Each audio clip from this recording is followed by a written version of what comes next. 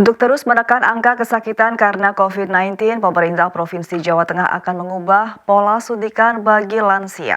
Langkah ini sebagai upaya agar vaksinasi bagi lansia segera tercapai 100%. Upaya untuk mempercepat vaksinasi lansia ini ditegaskan oleh Gubernur Jawa Tengah Ganjar Pranowo saat mengikuti gebiar vaksinasi lansia tahun 2021 yang digelar secara virtual. Perubahan kebijakan vaksinasi di tahap kedua yang difokuskan bagi lansia ini sebagai salah satu cara untuk menekan angka kematian dan kesakitan bagi lansia jika positif COVID-19.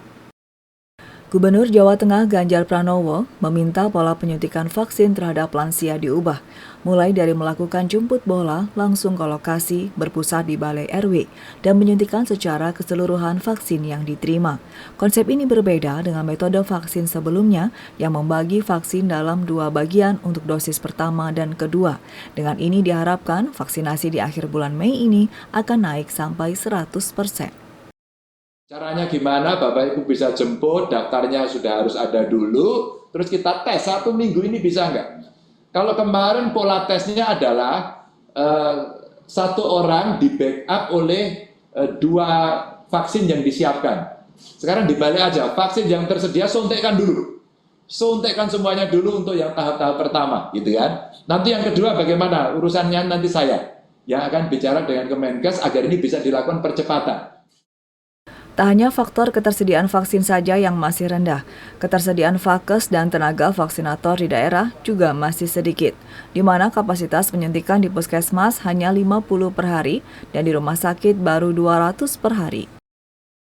Semakin banyak penduduk atau semakin banyak sasaran, itu harapannya pelayannya ditambah, ya, vaskesnya ditambah, vaksinatornya ditambah.